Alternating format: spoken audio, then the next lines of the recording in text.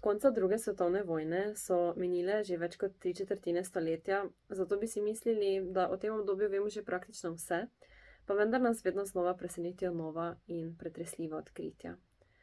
Ena izmed takšnih je zagotovo Stalag 18D 306 Marburg an der Drau, kot je bilo uradno ime za nemško ujetniško taborišče za sovjetske in zavezniške vojne ujetnike, ki je med drugo svetovno vojno delovalo v Mariboru.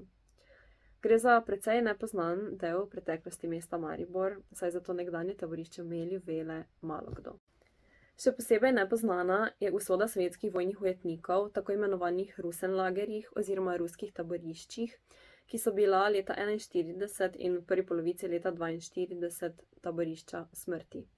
V njih je zaradi bolezni, sestradanosti in brutalnega ravnanja umrla večina zajetih Sovjetov. Statistike celo kažejo, da je šlo pri Sovjetih med drugo svetovno vojno za drugi zamolčan holokavst, saj jih je bilo zajetih 5,7 milijona, od tega pa jih je umrlo kar 3,5 milijona. Po koncu vojne so sicer vodilni generali Wehrmachta takšno statistiko pripisovali razmeram na fronti, težavam z dobavo hrane in pa dejstvo, da Sovjetska zveza ni bila podpisnica Ženevske konvencije, zaradi česar naj njeni vojaki ne bi bili upravičeni do pravic, ki jih je status vojnega ujetnika prinašal.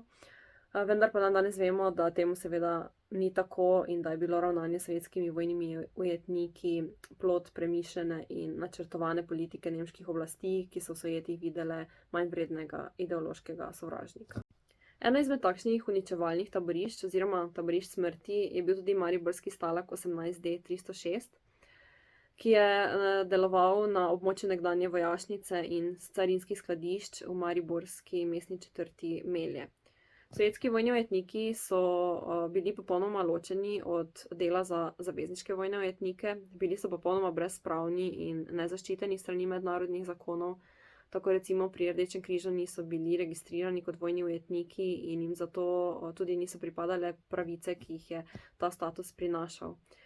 Bivali so v grozljivih, nečloveških razmerah in zato je od sestradanosti, od bolezni, surovega ravnanja zgolj nekaj mesecih, natančneje od jeseni 41 pa do spomladi 42, umrlo več tisoč sovjetskih ujetnikov. Situacija se je izboljšala v drugi polovici leta 42, ko so bili Nemci zaradi pomanjkanja delovne sile primorani uničevalna taborišča preurediti v delovna, zato so se življenjski pogoji potem tudi močno izboljšali, zaradi česar je močno upadla smrtnost, ki se je do leta 1945 praktično približala smrtnosti pri zavezniških vojnih ujetnikih.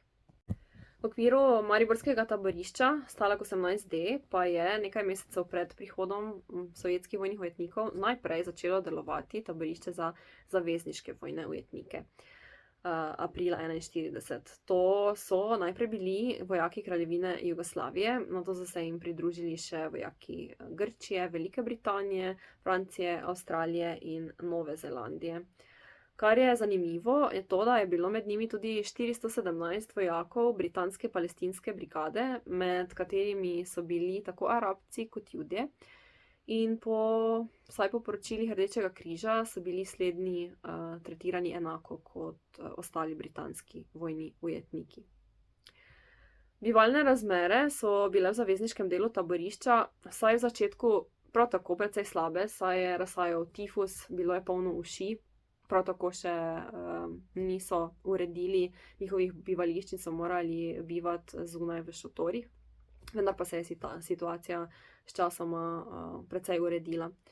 Da so lahko zavezniški vojni ujetniki živeli normalno, dokaj normalno, seveda kolikor je to dopuščal njihov status, priča tudi podatek, da so si v eni izmed sob taborišča uredili celo gledališče in pa da so na travniku ob taborišču v prostem času igrali ragbi in druge športe. Prav tako se je tudi dogajalo, kdaj pa kdaj, da so uspeli s čokolado ali pa cigareti iz paketov Rdečega križa podkupiti kakšnega stražarja, da jim je pustil izhod v kino ali mestno kopališče. Seveda pa so se razmere in odnosi močno razlikovali od taborišča do taborišča, namreč zavezniški vojni ujetniki so bili razdeljeni tudi v manjša številna okoliška delovna taborišča. ki pa so spadala pod matični Stalag. Knjiga Taborišče za vojne ujetnike v Mariboru, Stalag 18D 306 Marburg an der Drau, predstavlja več faz oziroma obdobij mariborskega taborišča, od taborišča za zavezniške vojne ujetnike do sovjetskega uničevalnega in kasnejšega delovnega obdobja, ko je bil Stalag 18D priključen Stalagu 18B in preimenovan Stalag 18B Aneks.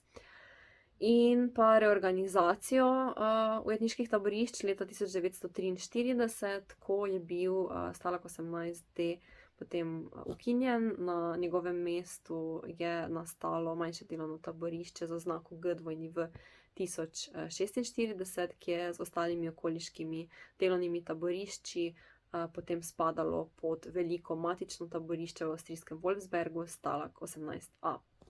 Namen knjige je javnosti predstaviti ta manj poznan del zgodovine mesta Maribor in ohraniti spomin na nekdanje taborišče ter seveda počastiti njegove žrtve.